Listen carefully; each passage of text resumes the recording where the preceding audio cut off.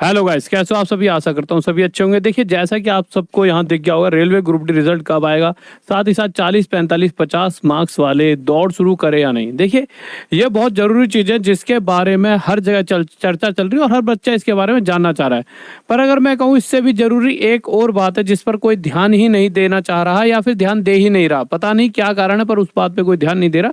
वो इन दोनों बातों से ज़्यादा इंपॉर्टेंट है। देखिए, रिजल्ट आज नहीं तो कल तो आएगा ही, परंतु आज मैं थोड़ा क्लियर कर दूंगा कब तक आएगा और दौड़ किसको मारनी चाहिए, इस पर भी बात करेंगे। परंतु मुद्दा एक और है जिस पर कोई ध्यान नहीं दे रहा। वो मुद्दा क्या है, और उसके लिए मैं प्रॉपर एक वीडियो, क्योंकि देखिए ये जब तक कंटेंट बन चुका था, अगली वीडियो जो आएगी वो कल सुबह आएगी और उस टॉपिक से रिलेटेड आएगी। वो टॉपिक है आपका कि गाइस, अभी जब मैं कुछ बच्चों से थोड़े दिन पहले बात करी थी, जैसे बहुत सारे बच्चे जो सिलेक्शन ले चुके हैं, मेरे 2018 में मैंने ग्रुप डी वालों को पढ़ाया था, तो उसमें से बहुत सारे बच्चे ऐसे भी रहे जिनका भाई सिलेक्शन हो गया और कुछ ऐसे थे जो पीटी तक पहुंचकर बाहर हो गए, यानी फिजिकल में बाहर हो गए।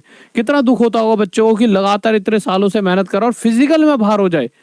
अब फिजिकल में क्यों बाहर हुए, वो सारे कारण, बहुत सारे कारण थे। मैंने उनसे बात की प्रॉपर तरीके से और अभी मतलब हाल फिलहाल में ही मैंने बात करी बच्चों से, जिससे मैं आपको ही बता पाऊँ कि वो क्या क्या कारण हो सकते हैं जिसकी वजह से आप फिजिकल से बाहर हो सकते हो। अच्छी फिजिकल की उन्होंने तैयारी करी थी, सब कुछ करा, परंतु बहुत से कारण होते हैं जिस वजह से आप फिजिकल से बाहर हो जाते हो और उस पर आप शायद ध्यान नहीं दे पा रहे होंगे। रिजल्ट एक दिन बाद, 2 दिन बाद आ जाए वो ठीक है, परंतु फिजिकल से बाहर हो गए तो बहुत दुख होगा। उसके लिए कल सुबह वीडियो लेकर आता हूँ। अब बात करते हैं इन सभी बातों पर। जो सबसे पहली बात आती है कि मेरे भाई की दौड़ शुरू करे या नहीं 40, 45, 50 मार्क्स वाले, तो देखिए आप इस चीज को मतलब अपनी दौड़ पूरी रखें। आपको जैसा यहाँ दिख रहा है 30% आरटीआई के 9 रिप्लाई, कल वाली सुबह वाली वीडियो मैंने दिखाया, आरटीआई के 9 रिप्लाई आए हैं। कितने रिप्लाई आए? 9 रिप्लाई। वो 9 रिप्लाई क्या दिखाते हैं आरटीआई के? वो 9 रिप्लाई ये दिखा रहे हैं कि 33 या 40% मैक्सिमम अटेंडेंस गई है, कहीं कहीं 30% गई है और कुछ डाटा हमारे सामने नहीं आया, शायद 29% गई हो कहीं अटेंडेंस।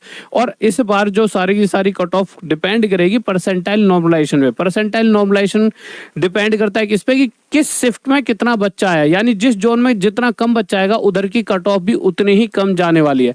तो और कट ऑफ कम ही जाएगी क्योंकि बहुत सारा हर जोन में मैक्सिमम में कम ही बच्चा पहुंचा है। भैया कम बच्चा पहुंचा है तो और इतनी सारी वैकेंसी है तो कट ऑफ कम बननी तय है। पर उसके बाद भी आप पीईटी में ना रह जाओ, इसके लिए सुबह एक वीडियो लाऊंगा, उसको ध्यान से देखना।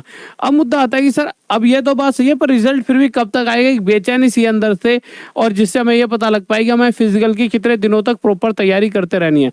तो देखिए, वैसे अगर मैं बताऊं तो एक इन्होंने पूरा नोटिस दिया था रेलवे ने, और इस नोटिस में साफ साफ इन्होंने ये बात लिखी थी, CBT result by RRB within December 2022, यानी कि इस साल के दिसंबर तक आपका रिजल्ट आ जाएगा। परंतु अभी कुछ दिन पहले जितने भी इवेंट्स हुए, हर चीज को इन्होंने जो समय बताया उससे पहले ही कर दिया। इस हिसाब से देखा जाए, और अभी मोदी जी ने भी कह दिया कि भाई हम अगला वो निकाले, शेड्यूल निकाले, 75,000 जो रोजगार मेला है वो और निकाल रहे हैं हाल फिलहाल में ही।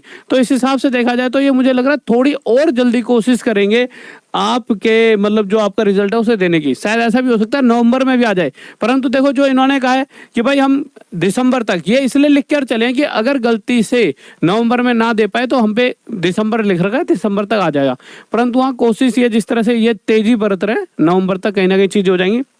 बट अगर इनकी माने तो इन्होंने दिसंबर लिखकर चले हुए हैं, दिसंबर के पहले हफ्ते को मानकर चलते कि आपका रिजल्ट आ जाएगा। उसके अलावा फिजिकल की बात करें तो जनवरी 2023 तक आपका फिजिकल भी हो जाएगा। उसके अलावा फिर मेडिकल वगैरह वो तो सारी चीजें इन्होंने लिखकर दे रखी हैं।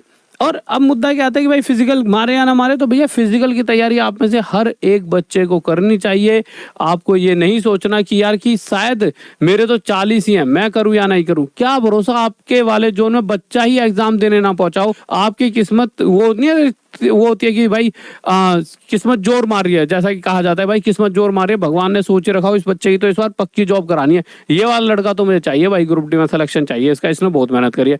आपके जोन में बच्चा ही 20% पहुंचा, अभी तो सब सारे जोन का अटेंडेंस का वो भी नहीं आया डाटा, क्या भरोसा क्या रहा हो। तो अपनी फिजिकल की तैयारी करते रहे। ऐसा तो है नहीं फिजिकल की तैयारी करके पूरा दिन आपको बहुत बड़े बिजनेस चलने, आपको बहुत बड़ा कोई बहुत कर्म वो काम करने, आपको पता है आपको पढ़ाई करनी है। फिजिकल के बाद पढ़ाई और अच्छी होती है और आपको पॉजिटिविटी भी रहेगी।